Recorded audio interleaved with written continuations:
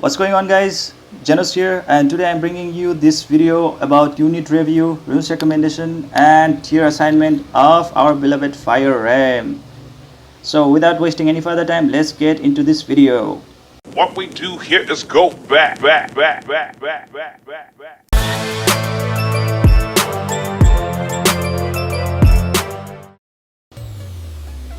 Let's start with her skill first.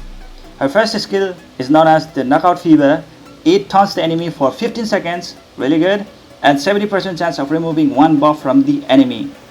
Guys, taunting the enemy is really important for a tank character, and she has it, so normal, nothing special. But the special comes in when she has a chance of removing one buff from the enemy. Some enemies can keep on buffing themselves up with attack increase and defense increase, over and over again, which makes them more tanky and more damage dealing type, which can be really bad for you because you will be dealing less damage to it and also at the same time receiving a lot of damage from them, right? So that's really bad, guys. So this skill can really help you counter those mechanics. So I would really like to give this skill a 7/10. Let's get on to the next skill, which is known as Hot Stunner. What it does is that it increases user's defense by 60 seconds. For a minute, she is gonna receive a level 5 defense increase boost or a buff, right? And at the same time, she is gonna reflect the damage that she is gonna receive from the enemy right back to him or her for 30 seconds. For half a minute, she's gonna reflect the damage that she's gonna take. With the same time, she is gonna taunt the enemy, and all the damage coming to her right at her, she's gonna reflect it right back to the enemy. So how good is that? Being a tank, this skill is really good, guys. So I would really like to rate this skill a total of 10/10. So let's get into her third skill, or her combo skill, or her ultimate skill.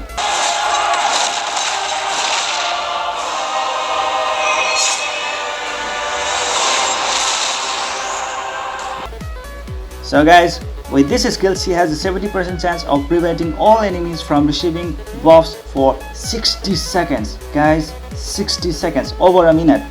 So over a minute, she is gonna make that enemy, or that, this boss character, to be unable to receive any sort of buff, like defense increase, this attack increase, which is gonna help you so much, guys, because you guys will be able to deal more damage and at the same time receive less damage, and also kill that enemy really fast, alright, with removing all those kind of buffs going around with that enemy.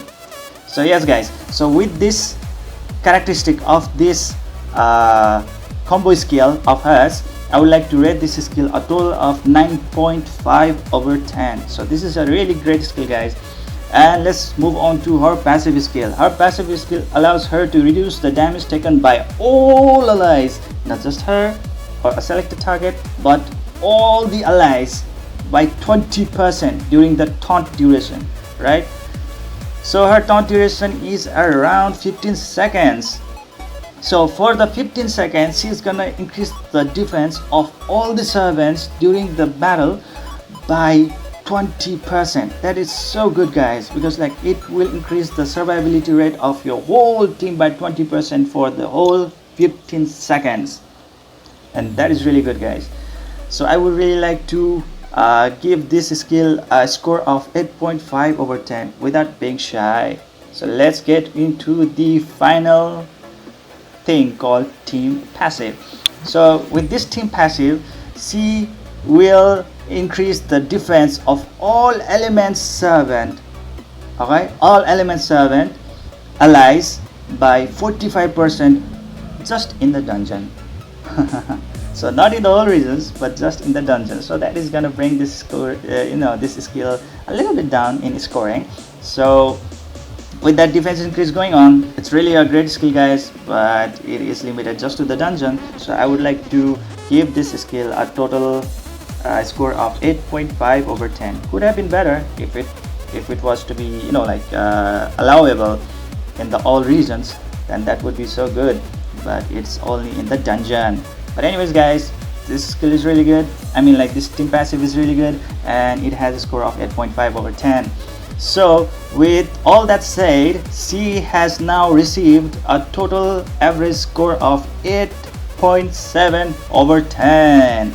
So that will put her in the tier 1 list, guys. Tier 1 list with 8.7. So near to tier 0, but nonetheless, really good servant, guys. Very, really good servant. And you can really take her to the 6-star version right away, as she is not gonna disappoint you guys.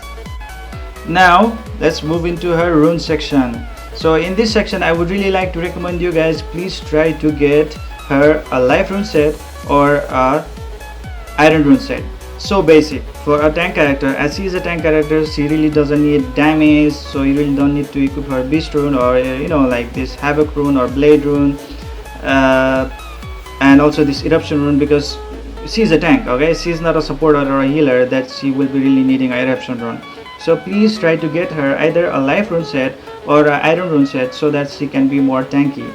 And that said and done, please try to get a speed stat or the HP percentage boost as the primary stat in her second slot to make her more tanky or to make her really fast. With speed, she will be more faster at recharging her skills, and she will keep on spamming her skills over and over again in a very short duration time, and this will really help her team, because she has a lot of effects going on in her skills, like 70% chance of removing 1 buff from the enemy, reflect damage user receives for 30 seconds, or increase user defense by 60 seconds, which is max level skill, like that, guys, which is so good.